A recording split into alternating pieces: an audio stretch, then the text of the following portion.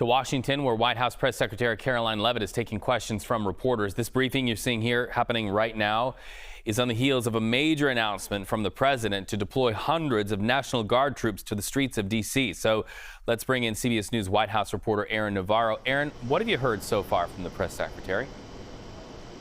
Yeah, Reed, we finally got some answers from this administration on what exactly they will do with homeless persons, the homeless population in D.C., which President Trump has talked broadly about removing from the nation's capital. You heard Press Secretary Karoline Leavitt signal that the Metropolitan Police Department in D.C., which is now under Attorney General Pam Bondi's control technically, will be assisting in that. Take a listen to Karoline Leavitt now. Do you have any specifics about how homeless people will be dealt with, where they would be moved to? What does this look like? I do, yes, and it's an important question, so thank you for raising it.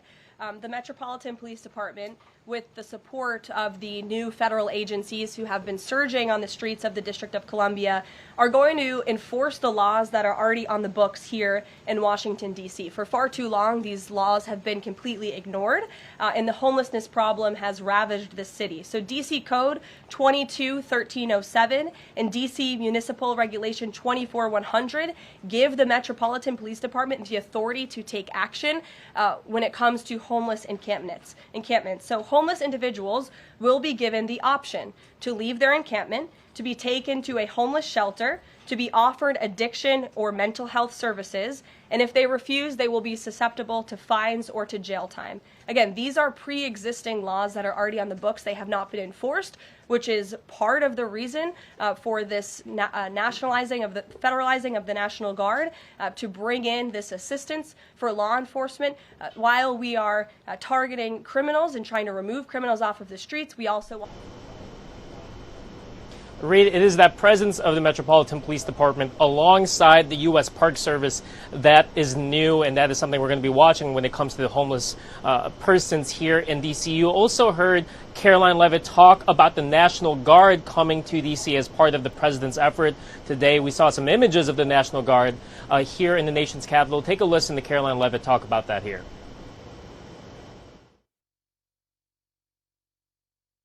Is there a timeline for the security operations here in D.C.? And also, is there going to be an immigration component to this, and what would that look like?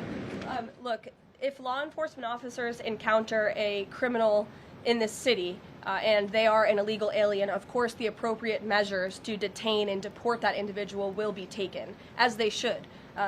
No city should be a sanctuary for anyone other than law-abiding American citizens, and that has been the position of this administration since day one.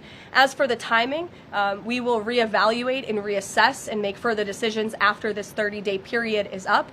But within these 30 days, our entire focus is making sure that this is the most efficient operation possible and that we are removing as many criminals from the streets and we are cleaning up D.C. as best as we can and working with the Metropolitan Police Department to do that. I know the mayor just spoke several minutes ago. I was watching her on television, and she said that an increase in law enforcement officers on the streets will be helpful to deter crime in this city. And we look forward to working with these brave men and women of the Metropolitan Police Department to remove criminals off of our streets and to keep law-abiding citizens in the district safe. 30 days in terms of how long D.C. and the Attorney General can control the Metropolitan Police Department here.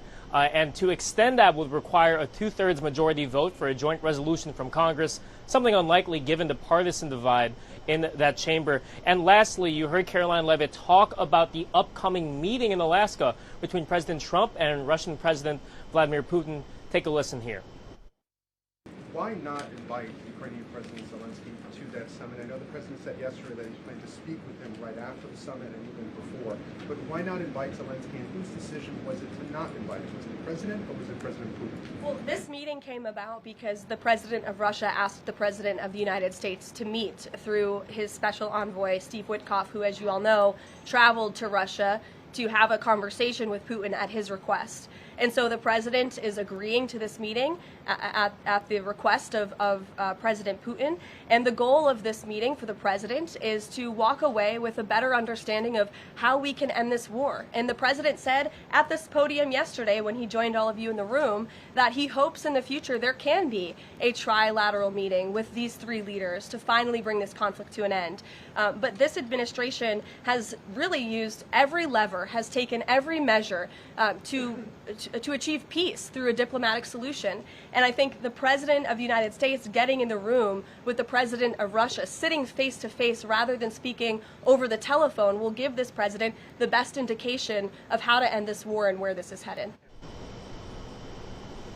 And you've heard President Trump talk over and over again about how the goal is to end this war. But in recent days, you're seeing White House officials and the president himself, in some bits, kind of tamping down the expectations for this specific meeting on Friday. Karoline Leavitt said it was, quote, a listening exercise for President Trump to get a firm understanding on where Russian President Putin stands. And she repeatedly mentioned that for any kind of big progress and end to the war, you need a trilateral meeting. So all the leaders there, President Trump, Russian President Putin, and Ukrainian President Zelensky.